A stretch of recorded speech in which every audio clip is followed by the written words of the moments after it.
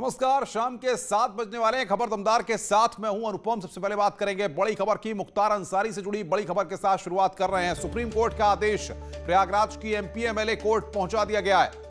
अब कभी भी मुख्तार अंसारी को उत्तर प्रदेश लाया जा सकता है। मुख्तार को पंजाब से बांदा जेल में शिफ्ट किया जाएगा। आज की यह सबसे अहम और बड़ी खबर जिसके बारे में हम आपको अपडेट दे रहे हैं। बांदा जेल में मुख्तार अंसारी को शिफ्ट किया जाएगा। पंजाब पुलिस उसको लेकर उत्तर प्रदेश आएगी। MP MLA court supreme court का आदेश पहुंच गया है।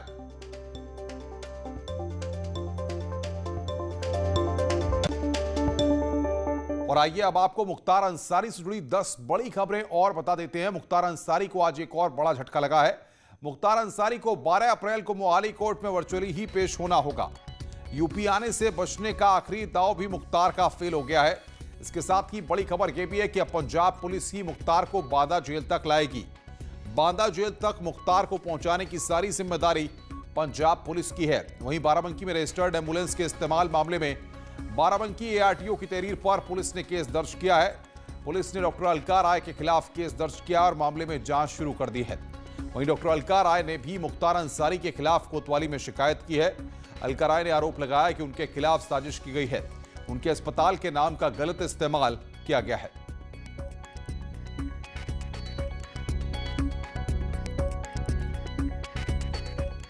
एक तरफ एम्बुलेंस मामले में बाराबंकी में डॉक्टर अलका राय के खिलाफ मामला दर्ज किया गया, तो वहीं अलका राय ने भी कोतवाली में मुख्तार के खिलाफ शिकायत की है।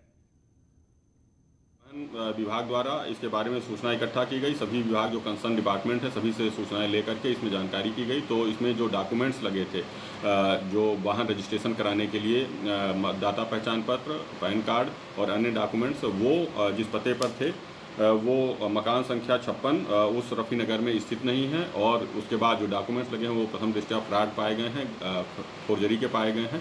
इस आधार पे इसमें मुकदमा दर्ज कर लिया गया है। मैं कोतवाली में आई हूँ। मेरे खिलाफ एक बहुत बड़ा षड्यंत्र रचा जा रहा है। कल से आप लोग ही मेरे संज्ञान में ले आए हैं इन बातों को, और आज आप लोग मेरे संज्ञान में लाए हैं कि मेरे खिलाफ 419 और 420 का मुकदमा बाराबंकी में किसी अधिकारी द्वारा दर्ज किया गया है, जबकि 420 तो मेरे खिलाफ हुई है। मेरा अस्पताल का नाम गलत इस्तेमाल करके बाराबंकी में एक कोई एम्बुलेंस रजिस्टर्ड है जो मुख्तार अंसारी के पास है। मेरा कभी कोई बाराबंकी से नाता रहा ही नहीं है। मैं कभी बाराबंकी विजिट तक नहीं की हूँ। किसके खिलाफ मुकदमा दर्ज कराया है? मुख्तार अंसारी और अज्ञात के खिलाफ मुकदमा।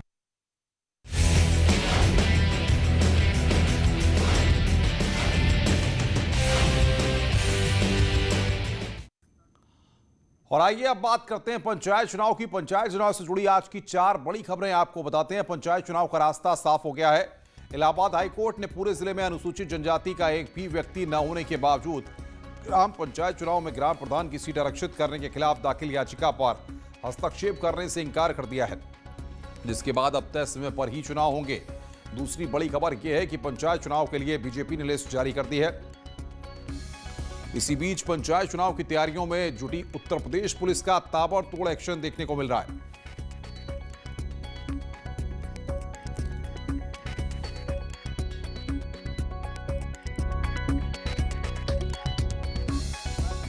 साथ साथ अवैध शराब को भी लगातार जब्त कर रही है और एक्शन लगातार पुलिस का जारी है।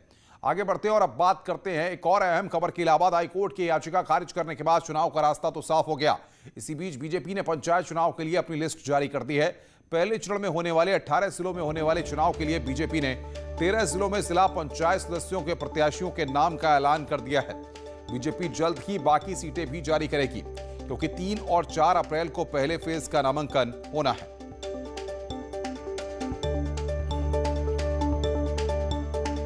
में द्वितीय चरण के भी प्रत्याशियों की सूची जारी की गई है। शेष पर आवश्यक विचार विमर्श की प्रक्रिया चल रही है और शीघ्र ही आगे के चरणों के लिए भी प्रत्याशी की घोषणा कर दी जाएगी। स्वाभाविक रूप से चुनाव है और चुनाव की दृष्टि से नामांकन की जो प्रक्रिया है, नामांकन की प्रक्रिया में पार्टी के कार्यकर्ता लगे, योजना बनाएं, बेहतर नामांकन हो, प्रचार प्रसार हो। आगे की रणनीति को लेकर के हमने निर्णय लिया है।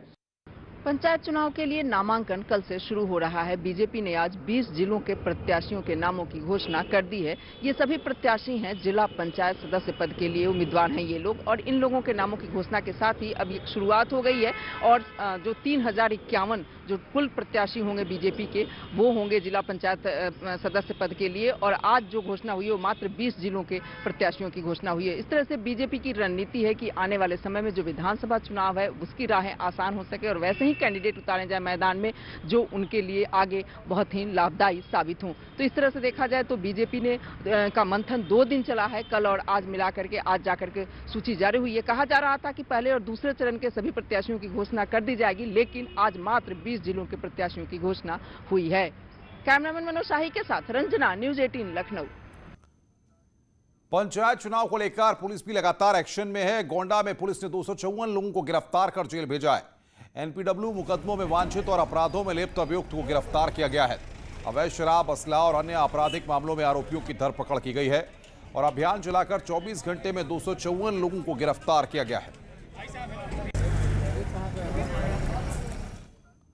वहीं पंचायत चुनाव पर कोरोना का साया भी मंडरा रहा है। एसएसपी कार्यालय से लेकर बैंकों तक सोशल डिस्टेंसिंग की धज्जियां उड़ाई जा रही हैं। प्रयागराज में 2 दिनों में ही 400 से ज्यादा कोरोना संक्रमित मिलने से हड़कंप मच गया है। IG Prayagraj range KP Singh के मुताबिक त्रिस्तरीय पंचायत चुनाव में मतदान का प्रतिशत भी ज्यादा होता है और लोगों के मिलने जुलने से कोरोना का संक्रमण बढ़ने की संभावना काफी बढ़ गई है। हालांकि उनके मुताबिक पंचायत चुनाव में ड्यूटी पर लगने वाले ज्यादातर पुलिसकर्मियों का कोरोना वैक्सीनेशन हो चुका है, लेकिन इसके बावजूद मतदान कर्मियों और बाकी लोगों का कोरोना संक्रमण का खतरा बरकरार है। तो कोरोना का साया यहां पर पंचायत चुनाव पर है। लगातार कोरोना के केस बढ़ रहे हैं। 2 दिनों में 400 से ज्यादा केस यहां पर मिले हैं।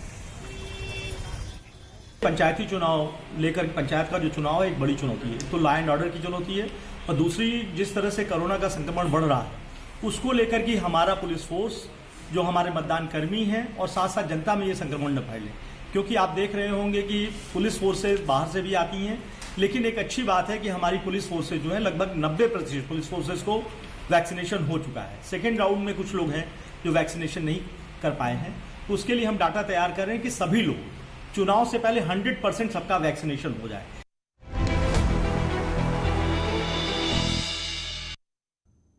और अब बात सौगातों की बारिश की। अब लखनऊ वासियों को जाम से निजात मिलेगी।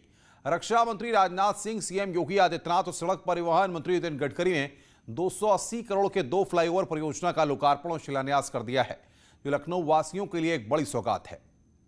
रक्षा मंत्री राजनाथ सिंह, सीएम योगी और केंद्रीय सड़क परिवहन मंत्री नितिन गडकरी ने आज लखनऊ को 2 फ्लाईओवर की सौगात दी। शहर में 280 करोड़ की लागत के 2 फ्लाईओवर परियोजना का लोकार्पण और शिलान्यास किया गया। विकासनगर के मिनी स्टेडियम से टेढ़ी पुलिया पर बने फ्लाईओवर का उद्घाटन करते हुए स्थानीय सांसद राजनाथ सिंह ने कहा कि इस फ्लाईओवर से लाखों लोगों को जाम से निजात मिलेगी। इस चौराहे की ट्रैफिक सर्वे में औसत दैनिक ट्रैफिक वाहनों की संख्या 42,000 तक पाई गई थी, जो दिनों दिन बढ़ती जा रही है, जिसके फलस्वरूप हर समय भारी जाम की स्थिति बनी रहने से अत्यंत वाहनों की गति धीमी हो जाती थी और जिसके परिणाम स्वरूप स्वाभाविक रूप से लोगों के समय की बर्बादी होती थी और प्रदूषण भी बढ़ता था। इस मौके पर सीएम योगी ने कहा कि इस फ्लाईओवर के शुरू होने से शहर में जाम के जंजाल से मुक्ति मिलेगी। लखनऊ की यातायात की बहुत बड़ी समस्या का समाधान करेगा, लोगों के आवागमन को तो सरल और सहज बनाएगा ही। एक नए फ्लाईओवर का शिलान्यास भी हो रहा है। इसके बनने से आम जनजीवन के दिन प्रतिदिन घटित होने वाली उन घटनाओं से, समस्याओं से उन्हें मुक्ति प्राप्त होगी। वहीं इस मौके पर केंद्रीय सड़क परिवहन मंत्री नितिन गडकरी ने सीएम योगी की तारीफ करते हुए बताया कि मैं जो कहता हूं वो करता हूं। और मैं आपको वादा करता हूं कि 2022 समाप्त होने के पहले कानपुर से लखनऊ केवल आप आधा घंटे में आ सकोगे, ऐसा सुंदर हाईवे हम आपको बना देंगे। दिल्ली से देहरादून नया हाईवे बना रहे अक्षरधाम से, नया पूरा ग्रीन, और दिल्ली से देहरादून 2 घंटे में, और देहरादून के 50 किलोमीटर पहले 47 मीटर हरिद्वार में वो भी 2 घंटे में, और इसी हाईवे से अंबाला को होकर हम चंडीगढ़ जाएंगे 2 घंटे में। तो दिल्ली से देहरादून, चंडीगढ़ और हरिद्वार 2 घंटे पे आएगा। जो राज्यों का उल्लेख बीमारू राज्य करके किया जाता था, वो राज्य आज प्रगति और विकास के ऊपर तेजी से दौड़ रहे हैं। इस बात की देशवासियों को बहुत खुशी है और मैं सबसे पहले उत्तर प्रदेश के मुख्यमंत्री योगी जी का धन्यवाद भी करूंगा और उनका अभिनंदन भी करूंगा कि उनके नेतृत्व में उत्तर प्रदेश चौफेर विकास कर रहा है और तेजी से आगे दौड़ रहा है। पर उन्होंने जितने बातों का उल्लेख किया है, जितने फ्लाईओवर मांगे हैं, जितने रोड मांगे हैं, वो पूरे मैं मंजूर करता हूं, ऐसा घोषित करता हूं। आपको शायद लगेगा कि मैं घोषणा करूंगा और चला जाऊंगा, ऐसा नहीं है। मुझे अभी तक हिंदुस्तान का कोई पत्रकार मेरी घोषणा के बारे में सवाल पूछने वाला अभी तक मिला नहीं है। मैं जो कहता हूं वही करूंगा और जो करूंगा वही बोलूंगा। मुख्यमंत्री योगी आदित्यनाथ ने आंध्र प्रदेश के आदिवासी बच्चों के समूह से आज मुलाकात की। ये बच्चे आंध्र प्रदेश से भारत भ्रमण के लिए निकले थे। इन्होंने सीएम योगी से मिलने की इच्छा जताई थी। ये बात जैसे ही मुख्यमंत्री योगी आदित्यनाथ को पता चली, उन्होंने बच्चों के ठहरने का इंतजाम किया और उन्हें होली का तोहफा भी दिया। इतना ही नहीं, सीएम योगी ने खुद इन बच्चों से मुलाकात भी की।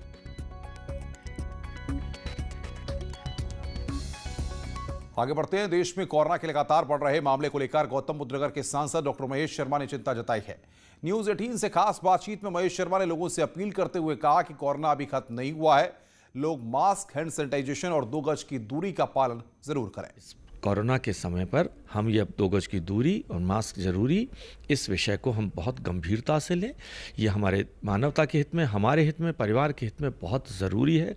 इसको किसी भी तरह की ढील ना समझें, किसी भी तरह की कोई इसमें शर्म ना समझें। अगर कोरोना आपको हो गया है तो तुरंत सूचना दें, अपने आप को क्वारंटीन करें। और मैं समझता हूँ कि देशवासी, जब पूरा देश इसमें लगेगा, हमारी देश की एक ताकत है, 130-135 करोड़ देशवासी जब एक कदम आगे उठाते हैं तो हम 135 करोड़ कदम हम आगे चले जाते हैं। और हमने ये सिद्ध करके दिखाया ऐसे संकट काल में, आज भी इसकी ज़रूरत है। वहीं कोरोना को देखते हुए योगी सरकार ने 12वीं क्लास तक के स्कूल 11 अप्रैल तक बंद रखने का आदेश दे दिया है। कोरोना के बढ़ते संक्रमण को देखते हुए सरकार ने यह फैसला किया है। सरकारी और प्राइवेट सभी स्कूलों पर यह फैसला लागू होगा।